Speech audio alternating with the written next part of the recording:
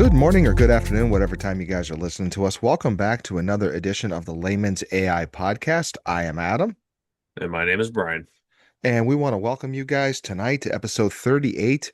And it's shortly after the Super Bowl, which we will be referencing in this week's episode because one of the tools we're using to talk about tonight's episode did a very good job with advertising, in my opinion, hmm in the Super Bowl this year. But before we get to that, I do want to talk about tonight's episode. So the topic is going to be how to use AI to reskill in an AI world. And Brian, this was kind of your vision, your idea, and we immediately jumped on it. So, what does that mean to reskill in the AI world? Well, I mean, essentially everybody knows AI is coming. It's here. Hmm. It's coming for your job in one way or another, and you have to The adjust. You the you have to know mhm. you have to roll with the punches, as they say in like boxing terminology. But basically, you have your skills in your life. You've been working on them, and you've developed them, and you've done a nice job. And congratulations, you worked hard. But now AI technology is basically irrelevancing your skill set there. And I would tell you, it happens to everybody. There's not a Yes. single person where this doesn't happen to somebody. And if you want to stay, on the up and up, you have to learn how to reskill, or you're going to be sort of finding yourself underwater a little bit. So, not to be doom and gloom, as we say all the hmm time, the data's out there to support what we're saying. It is hmm not hard. If you take a look at go to any website, Google, see, you can go to CNBC, you can go to any news source or whatever you hmm choose to go to.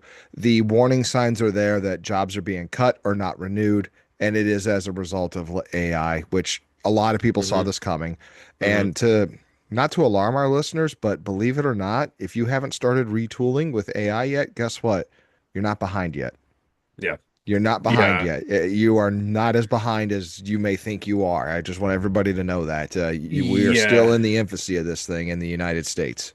Yeah, you definitely don't have to panic right now. I don't think so. Correct. I think a lot of people are like freaking out, like, oh, the world's like coming to an end or what have you, all the doom and gloomers out there. But, you do have to take a look at, okay, this is my current skill set.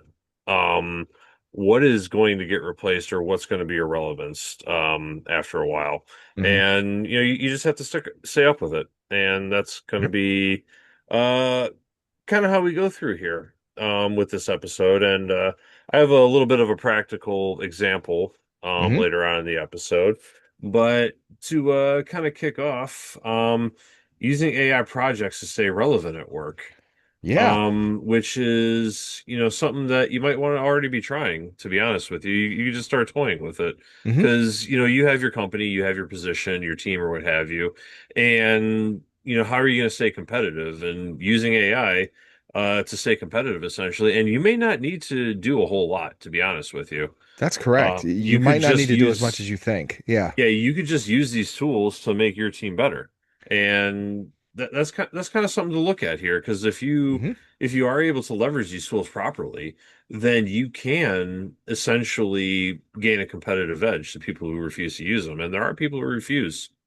Yes, there are. And to rewind a tiny bit, when Brian and I are talking about projects, a lot of the big LLMs, such as Claude, hmm ChatGPT, Gemini, they have a way for you to do consistent projects on them. So it's not just a thread with a single conversation. You can add hmm documents and multiple things to the project, and it saves it, and it goes, and it could reference several different conversations you've had all at once. And most of them offer it. In fact, I'm looking forward to later in the episode. Brian's got a great hmm demo for us that he's done to show how he used projects to go. But we thought that was probably the first best way to say you could use that to reskill hmm anything you want to. Just by using projects and doing it correctly, even if it's something for like a hobby and not necessarily work, you will learn the skill set a little better each Yeah, time. definitely. Yeah. Yeah, yeah, definitely. And when you're talking about like Claude projects, ChatGPT, Notebook LM, and everything like that, you're already saving these documents as is. Like anybody who's Hmm. doing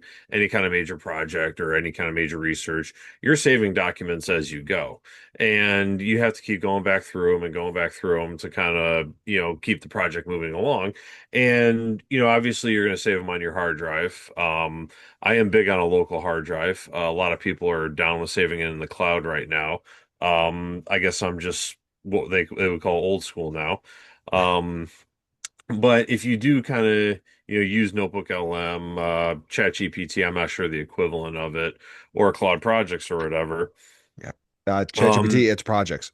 yes, projects. Okay. Yep. So you can put relevant documents in there and just like keep adding them there. And then you have to be like, okay, at what point did this happen? Or I'm looking to do this. Do we have any sort of references from what we did before? And you can use the LLM right there to actually go through it. And it can say, Yeah. okay, I found this, this, and this in this document. And you can say, okay, list the lines and everything. And then it already finds them for you. And you can Hmm. go back and do that and everything, or you can have them kind of give some ideas or what have you. So this is probably a simple way of leveraging these tools that with what It you is. already have. It is. That's why I'm looking forward to the demo. I think what you're going Hmm. to show us is going to show how you can use these projects to really upskill yourself or Hmm. reskill. It's not even, I wouldn't even say reskill. I would almost say upskilling if that's a thing, instead Hmm. of reskilling. So let's move into number two because I really want to hammer that demo. Make sure we have enough Yeah. time for that Oh, you tonight. really like that demo. I did like the demo. I did Okay. like the demo because it makes you think and it also makes you Hmm. feel good because you created a realistic plan for Yeah. yeah. Anyways, we'll get to Okay. it. Yeah. So number two, something we think of.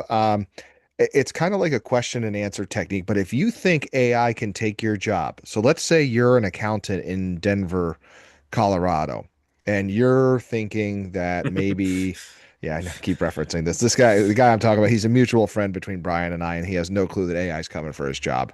Hmm. And it is just his though. So with that being Hmm. said, if you think it can touch your job, what you can do is you can kind of ask AI to do a self-audit framework for yourself. So Hmm. go into your LLM and ask it what parts of my job are repeatable, like what Hmm. parts require judgment or coordination or even accountability. What Yes. parts involve cross-system decisions. And by having that conversation, you could then begin to narrow things down as to what you might need to reskill yourself. Hmm. Because any of those things, in terms of not necessarily the judgment coordination, that might be the part that's safe for right now. But like what part of your job is repeatable, that's something AI is going to be able to do consistently over time if you have something that is a very repeatable job. And it is something to keep an eye on. And what you can do is you can begin to get an idea, do I need to move towards a little bit of a different area of AI, such as like an AI supervisor in accounting? Or can I be like an AI workflow designer in accounting so that now Hmm. you're on the designing side of AI in accounting if you're doing that? Again, these are Hmm. just samples of what you can do, but just by talking to AI about the concerns you have, and please keep Hmm. in mind a lot of these LLM models that we talk about, they are designed to agree with you. Hmm. So don't panic if you say, I think I'm going to lose my job. And it turns out it says immediately, oh, yeah, you're definitely going to lose your job. But don't worry, here's things you could do. And that's part of the framework of it. That's part of the training of it. Yeah, be very Yeah, careful with these LLMs and what they tell you sometimes. But yeah, this yeah, is basically easiest thing you could do. Take your resume, paste it to an LLM and ask, say, "Hey, check this out." it's another great And idea. like what's becoming irrelevant? What's gonna be relevant? And give me some ideas here. And that kind of transitions into our third point here, Hmm. is build a personalized AI reskilling course with an LLM. Yes. And, this is part of the demo we're going to show later, but you can literally say, okay, I uploaded my resume. What skills do I need to develop to stay relevant in an AI world, or what's growing essentially? And it can give you a lot of skills to develop and what have you. Hmm. And not only that, you can find courses that you can take online to add to it. So, Brian, that's what I love about your demo that's coming up. Hmm. In this case, I'm actually referring to a time when I actually create my own course for me. Like I might have mentioned this 2 episodes ago. we and you and I have said we always need this episode on agentic AI, and we Hmm. both don't know a whole lot about it. But I Hmm. do know my learning style. Yeah. So what I did was I uploaded a lot of stuff to ChatGPT about agentic AI, and then I uploaded my personal learning profile that I've created. It's literally a page and a half on a Google Doc about Hmm. how I learn. And I said, I need you to create a 15 days, 1 hour a day. I knew it wasn't going to take me 15 days. It was going to take longer than that. But give me Hmm. 1 hour a day so I can learn these components of agentic AI. And it did it in my learning style. So I was able to print off an actual PDF. It was my own course guide, how to Hmm. use stuff, how to use N8N versus when to use Zapier, like how to use them at different times. But the best part about it was it did a good job of providing me what I needed to read, and then I can write my notes myself because when I write my notes, I know I remember things better. So it actually gave me fill in the blank words at times. That's great. I Hmm. learned like that. I know I learned like that. So I was able to fill it out and complete it. That's something you could do. If you identify a skill, you upload to your LLM what skills you want to learn, and you could create your own course. Now, that does require some prior knowledge in this case. Like I knew which AI tools that were agentic that I wanted to learn. So Yeah. you may have to do some research on your own. What Brian was able to do with his demo was the AI did the research for him with stuff It's that pretty hardcore. already exists. It's Yeah. hardcore. It's almost agentic in itself. Yeah, It, it, it's pretty hardcore what yeah. I did, and yeah. Either way, like kind of putting something together like that. Like even if you want to learn something, you just ask the AI, I want to learn this, and it you just kind of keep talking to it, and it can find you free courses too. It can It find you like can. free Yeah. skills to learn. For example, I just kind of dabbling into learning some video game development, and I found a video game engine that's open source or what have you. And I'm like, give me a crash course on this video game engine or what have you. Hmm. And I'm like, okay, develop me a game that teaches me all the skills that I can learn, and you can actually create a game, and you can like actually use it to help you write the code and everything. So, even like kind of learning hobbies or what have you, this can really help you out. Agreed. Sort of asking all these things because it can find courses for you. Agreed. I will probably be doing this with a 3D printer. Just Hmm. we have one in the house now. My son has one, my youngest son, and I got to admit now that needs to be my toy because I've now Okay. seen what you could do with this thing. But we're struggling here and there. Yeah. Every now and then the prints don't come out the way we want them to, and we're trying Hmm. to learn and reverse engineer what we did wrong.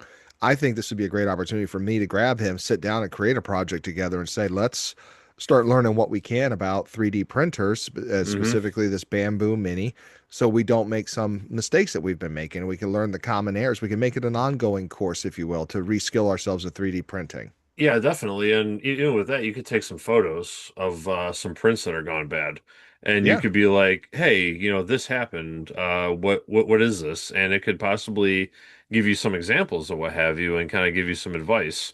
You can even upload the files and everything like that. So that's uh, a good kind of hobby use case right there. and the reason why I think Brian and I are pitching this to everybody is when AI first came out, I did not use it for, well, I did kind of use it for my job and writing emails, but I really was interested in using it for my hobbies and my interests. Yeah, definitely. And that's how I learned how to use it and then translate it to at the time the education world and now it's still the education world. Hmm. That's how I've been able to do that, and Oh yeah. it all started with hobbies. So Hmm. Yeah, definitely. yeah. But anyway, how about we get into like a full-on demo here, Adam? Oh, you made my night. Yeah, you just yeah, kind of disclaimer here. I kind of threw this demo together offline, and prompted it before we come onto the episode. And Adam just loved what I did. I'm kind of proud of myself that I made my co-host so happy. But either way, let's go into what I have set up right here. So. Oh, we should disclaimer, if you're listening to us, this might be one of those better episodes to watch on YouTube. Yes, definitely. So anyway, I first went to Gemini. I used Gemini and Claude with this. We'll get to that in a second here. But I asked Gemini jobs that are most likely to be phased out by AI. And I'm going to tell you right now, I did this very generically. So don't think too much into it or what have you. Hmm. But either way, and it kind of gave me some responses. As moves to 2026, conversation, blah blah blah. I think it can stop talking less right here. Um, That is one of the problems with Gemini, though. it gets too chatty. It gets too Um, chatty. Google, man, if you're listening, I forget who the CEO is right now. Make it less chatty. But you can see my screen, correct, Adam? I can see your screen, yes. Okay. And Yeah, I I just had just, to make before you get sure. too far into this, we think it's hilarious that you and I mentioned prior to the episode that to use your Claude projects to get ready for it, and for Hmm. me to use to make my custom GPTs, which is through ChatGPT, we both go to Google Gemini to get us started in Hmm. this. Yeah, That, definitely. that's my Yeah. favorite part. Yeah, Gemini, I like it as a free one, but either way, it kind of Hmm. gives you administrative and clerical support, gives a lot of details I don't need, customer service and sales, financial and analytical roles, entry-level execution roles. So here's the basic synopsis right here. Sector, high risk tasks that are, impacted by AI. And I chose finance, reconciliation, fraud detection, audits, 30% of transaction roles impacted by 2030. So they're So, predicting 30% of the roles in that sector are going to be impacted by 2030. yeah, basically, that's what Okay, it's that telling sounds me. like accounting to me too. Yeah, definitely. Yeah, manufacturing, it's approximately 2 million jobs displaced. That's kind of crazy right there.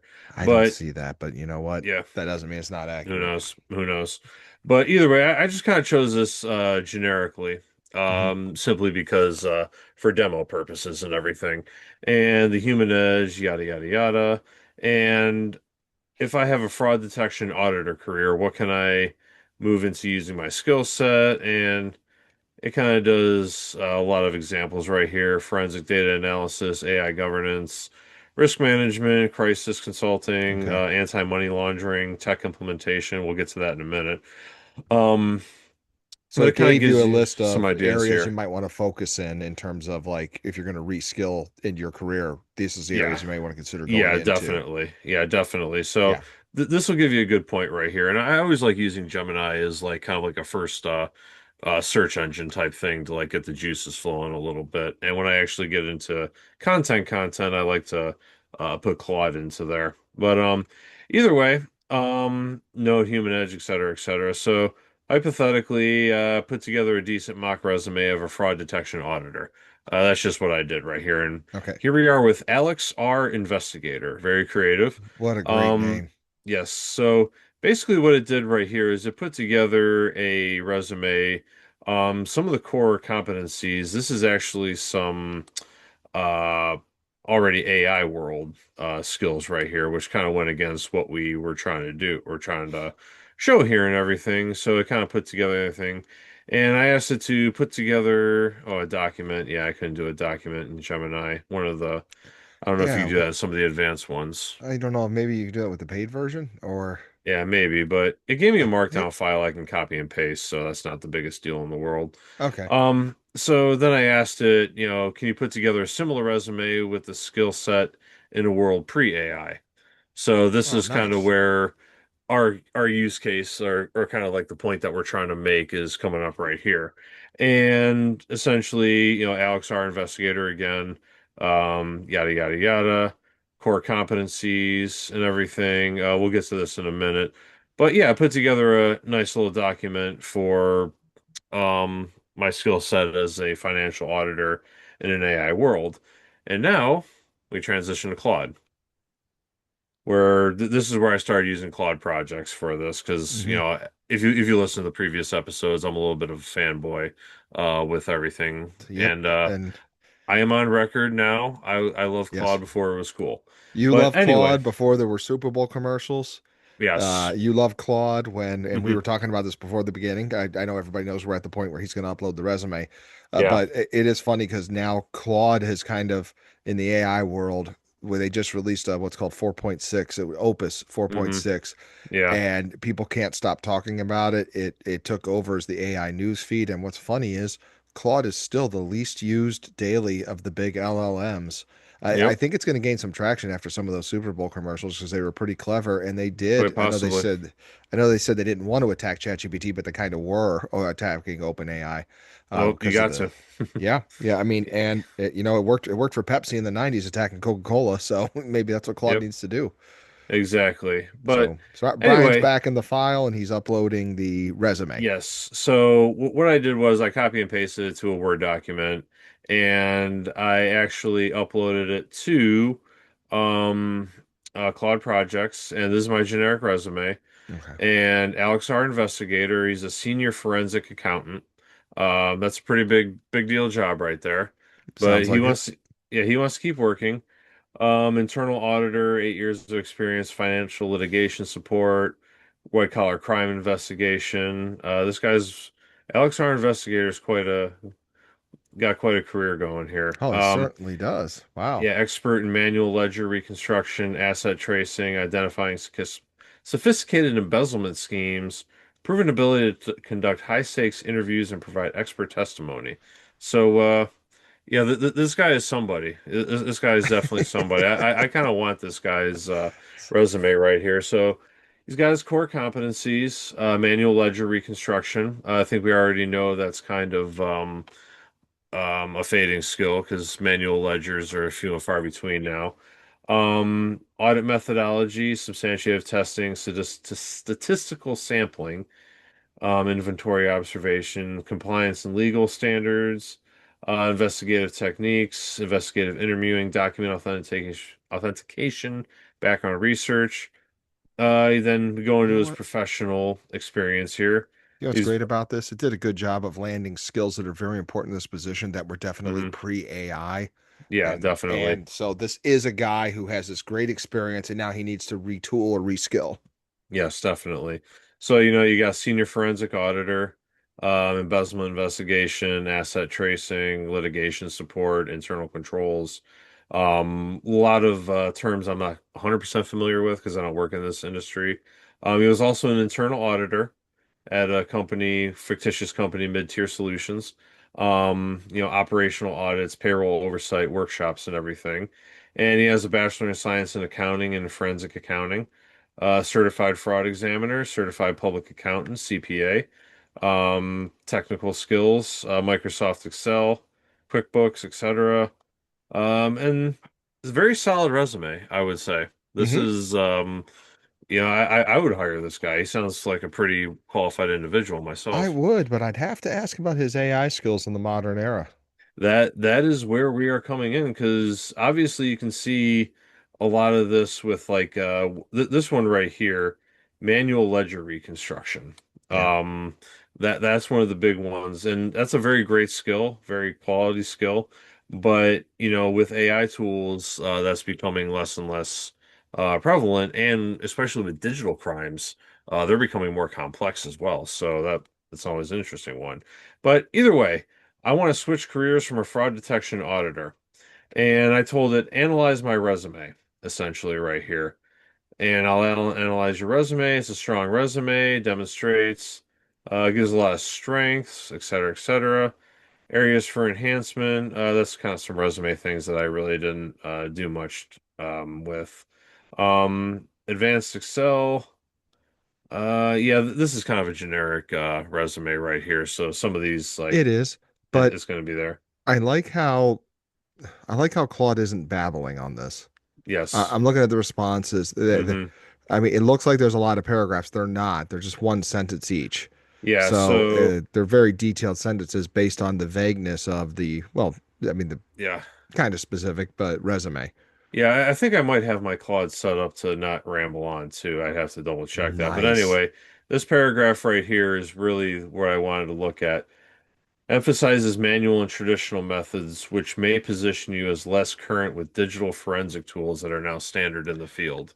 Awesome. So, like that, It it picked up exactly what I was trying to That's amazing emphasize that you here. used a different AI tool to say Hmm. this is pre-AI and the exact sentence it was able to do that based on the Yeah. language. Yeah, Yeah, this is kind of why I use two AI tools so that it doesn't it's not picking up on a previous conversation. right. So, anything like that, mention continuing education, recent certifications, et cetera, et cetera. Would you like me to help make specific improvements? Blah, blah, blah.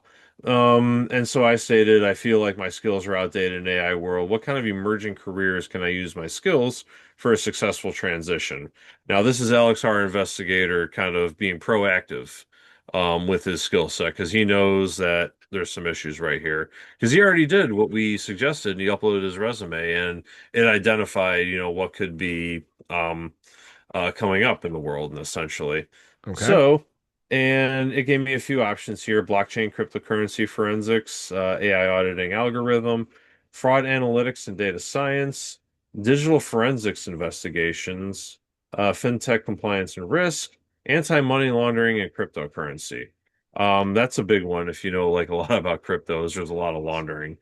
I Um, it, I don't know a lot about crypto, and I know there's a lot of laundering. yeah, it's I know there's also a essentially. lot of fraud and a lot of other things. So Yeah, that's a whole uh, nother podcast. We proceed with can, caution is all I tell people.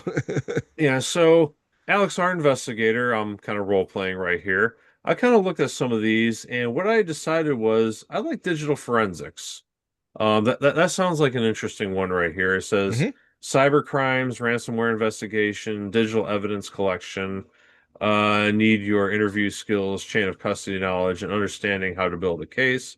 The tools are digital, but investigative logic is the same. So my human touch actually comes into play to use with these digital tools or in this digital world right here. And we've stressed that over and over again with AI. You need that Hmm. human touch.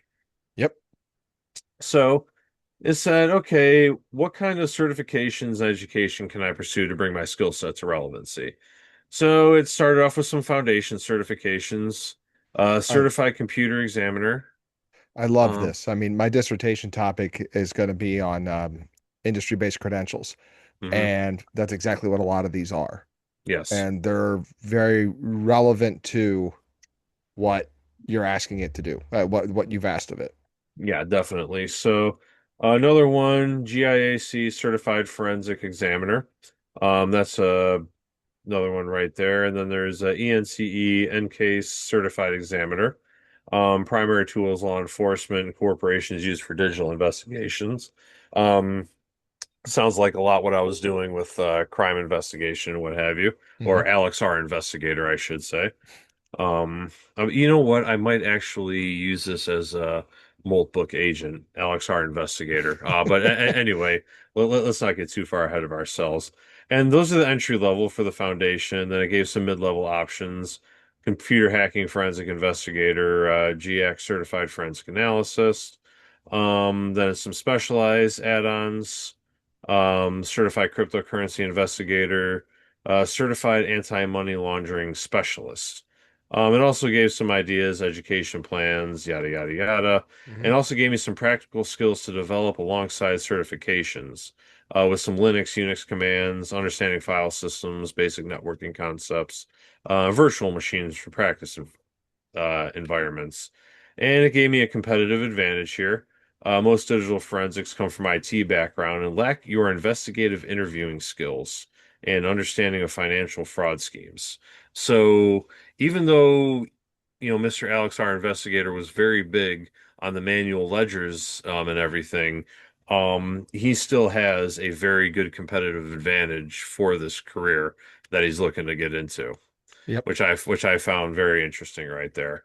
So, it gives a basic timeline, et cetera, et cetera. So I kind of took these right here, and the Okay. first one I looked at, let me see here. So Brian has that entire thread for those of you who are listening on the Yeah. podcast.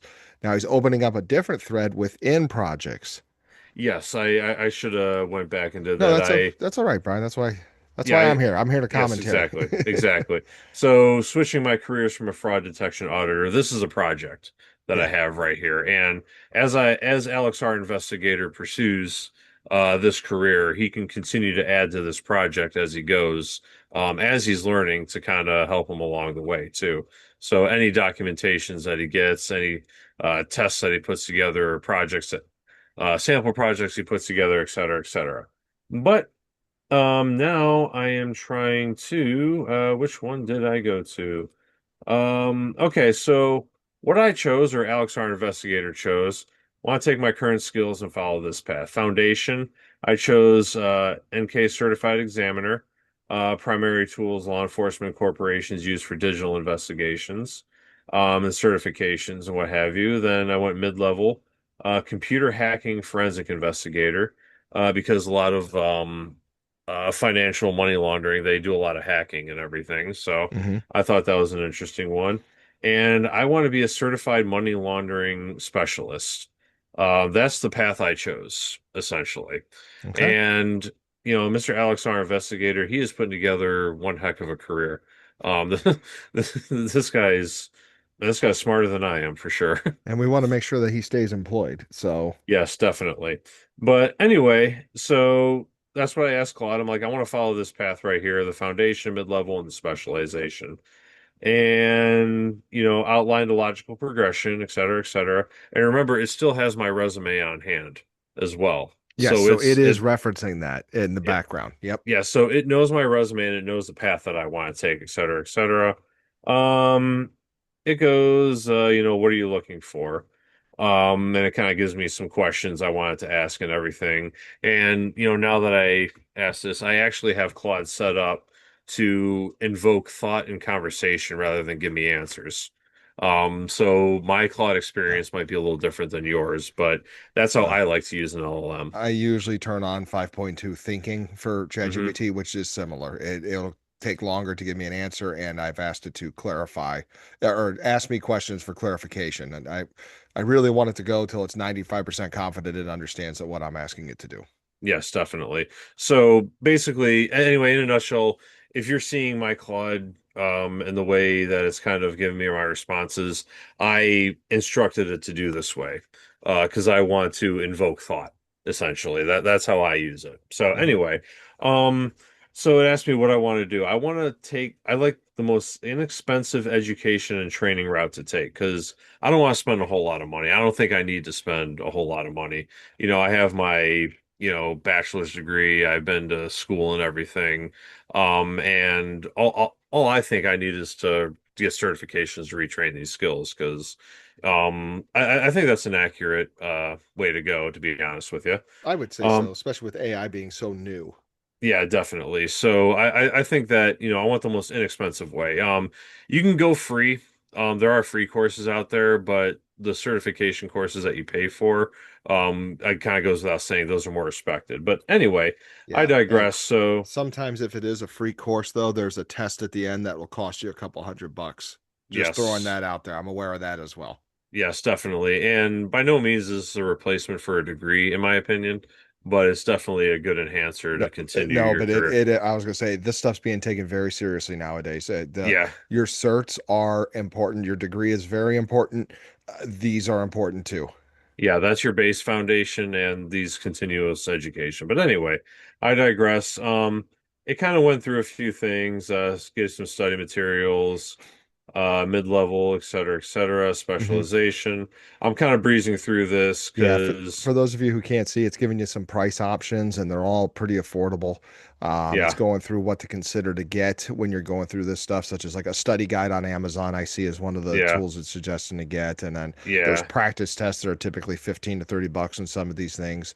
yeah, So it's Udemy and just giving you an everything. idea of what to expect, which is very nice for you to take a quick look because you could say, "Oh, I can't afford that," or "Oh, you know what? I have a bigger Mm, budget. Can you add to it? Like what else is yes. there?" Yeah, Yeah, so we'll get to that in a second because that's the secondary skills and what have you. right. So then I said, give me a good roadmap with links, like clickable links Nice. and everything like that. Th- So This part it I loved. gives me the foundation building 1 to 3 months, et cetera, et cetera. And the first one is Coursera, Hmm. which is actually a very good continuing education online thing. I really like Coursera. But then I click on this link here. Yes, I want to open the external link and it's coming here. Digital Forensic Concepts on Coursera. Boom, right And here. what's the cost? And the cost, this is the monthly fee. Yeah, Coursera is like $30 a month. So you can you get are going to almost have to pay the monthly fee. all of them for free, but that means you can do multiple courses in a short amount of time if you're a motivated individual. Yeah, you can literally be here 24/7 and get like about a billion certifications. But yeah, so it takes me right to there. And Coursera is respected Yes, it is. within the working world. So that's a good one right there. And then, Open University, digital forensics, kind of goes through here and gives me the link right there. Rejecting cookies. I don't want your cookies. But yeah, right here gives me another certification to learn. and it literally goes through everything right here and gives me some hands-on practice, I love some that. It's basically like a scaffold. Okay, here's what you need to know in order mhm, to practice to pass your exam that you're going to have. exactly. So basically, it says free for Coursera, but it's not free. We all know that. But If you do go to Coursera and the offer, if the course is actually free, that means that you won't be able to claim the certification at the end of it, and you don't necessarily have access to all components of the course. You can still yes. learn though. You can still Hmm. learn without paying, but you don't get some of the nice little features. Yeah, exactly. So, there's all like these costs right here, free, Hmm. optional paid certificate, wink, wink, you want the paid certificate, and everything. But then it goes into phase two after I build that, and now we're getting into the nitty gritty. You get the books, you get the preparation book, and then you take the exam, um, and everything. And let's see, total cost for NK certification, $500, Yep, some optional low cost training. So about $500, you get a nice, actually a decent training here, I would say, I would have to with a agree. few things and everything. So you're kind of doing it right there, and it's going to say, 4 to 6 months. Phase three, this is where I really want the like uh another right there. So in 7 to 9 months, some more training and so many, online exam books, practice tests, and then the certification tests. And the exam costs 1,000 to 1,500 bucks. So now we're starting to spend a little bit more money here. Correct. And there's nothing But you can do about that. That's just the yeah, way it's going to be if you want to take yeah, that exam. Yep. yeah, if you want a real deal growth, then you're gonna have to pay some money, obviously, with some like real deal courses. Hmm. Internally you might be able to get by with like a strictly free, maybe just kind of build yourself internally. But anyway, I digress. Then we go into phase four, and then that's is your digital specification or specialization, and this is a 10 to 12 months. And yep, they're a study guide and everything, Udemy, practice test, and then you get the CAM certification. Another 1,500 bucks right there. Then if you want the crypto certification, looks like you can, I don't know, maybe kind of look at that a little bit if you want to. We're just kind of going through it, and total estimated cost about 3,100 to 3,700 bucks, which Yep. isn't too bad. And we said For that's basically the cost of one college course. yeah, Um, so it's essentially the cost of one college course, except you've got three certifications, hmm assuming you pass your exams, um, yes, and you followed it correctly. You're in. Oh, it even gives you the breakdown here. Look at it. It says versus 10,000 to 15,000 for official training courses. yeah. I think that's pretty accurate. Yeah, so you're doing a lot of good stuff right there. I think with what was his name? Charles R. Investigator or Alex Alex R. R. Yeah, Investigator, yes. Alex. I think with his background, the cheaper course, the inexpensive one will do just fine for him. Because he's got, a unique background and what have you. And it gives you some bonus resources, stay current and everything. So, I'd say that's a pretty good roadmap, to be honest with you. Like it It's really huge. gives you a good breakdown roadmap. And And Brian, I what try, would this whole thing take you? Like 15 minutes? yeah, 15 minutes. This Right. was really quick. If it was my personal career, Yeah, it would take longer. I Yeah. would like really, really, craft this a lot more. Hmm. But this is just like a quick and dirty example right here, Correct. about how easy you can bring this up and everything. But then if you remember, at the very bottom, Mr. Alex, our investigator, it says some practical skills to develop alongside certifications. So now we have all these right here, and if So you're it gave, watching, I'm gonna go yeah, if you're back. watching or you're listening, if you're listening, it gave Brian four bullet points of essential Hmm. skills to learn alongside of this. So these are things that might not be certified, but they're important skills to learn that'll help you benefit you while taking these courses. Yes, definitely. And I asked it specifically, find me free online courses because Bingo. these are sort of like little supplementals. If you're not reading it, it's Linux, Unix, command line basics, understanding file systems with FAT, EXT, NTFS, basic networking concepts, and virtual machines for practice environments. So essentially it kind of I said I want free courses because Hmm. I'm paying for those other like the real deal certifications, and these are kind of like more supplemental skills. So I don't want to pay for any of those right there. So I wanted free courses. Gave me this, that, the other, Look at yada all yada them. It's yada. several courses per skill for those of you who can't see this right now. Yeah, definitely. So networking concepts, it gives me a few of those there. Virtual machines for practice environments, et cetera, et cetera. Say, It, okay, give me a good roadmap. Um, yeah, the first roadmap, it didn't give me the links, so we're gonna breeze through that real quick. And I said, I need some links to the courses with my roadmap. I said, okay. mhm. And it literally gives you, course Introduction to Virtualization, 90-minute crash course. This is another Udemy. Bam, right there. Brings you You right know, there. I I want to want your say co what's fantastic about this is every one of these links works. That's Yes. not always the case with some of the other LLMs. They may have a fake website that it just thinks is real or something along the lines. Each and Hmm. every single one of these is, it seems to be correct. The ones that Brian's clicked both before the episode and during the episode. Yes, definitely. So, I might actually take some of these courses now. But anyway, so yeah, it gives you all the links and it goes through these soft skills and everything. And you can literally get some free certifications to kind of pucker up your resume a little bit right here. And, 5 to 6 weeks, file systems understanding, 7 to 9 weeks, basic networking concepts, 10 to 12 weeks, and you can see all the links and everything like that. And gave me a nice little quick reference sheet, everything, et cetera, et cetera.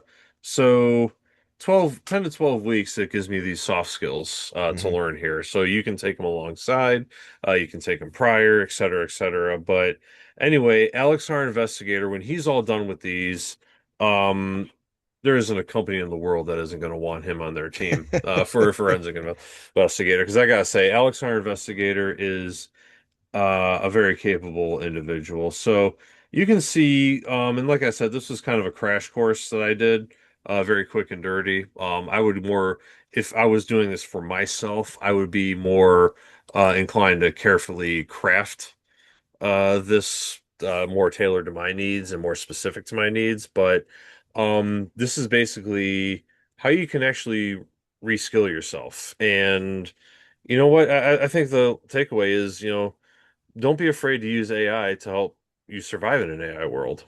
Yes. Yes. And for me, if you're scared to start, like Hmm. we said, start with your hobbies first, then look at your Yeah. job.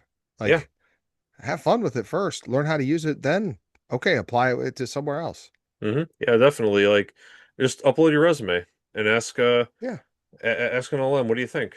And just kind of like get some ideas in there. And, maybe you don't have to go through this, 1 year of crash course like Alex, our investigator, had to go through. Maybe you just need to do a few things to kind of make sure you're staying at the company and you're staying relevant within your own company.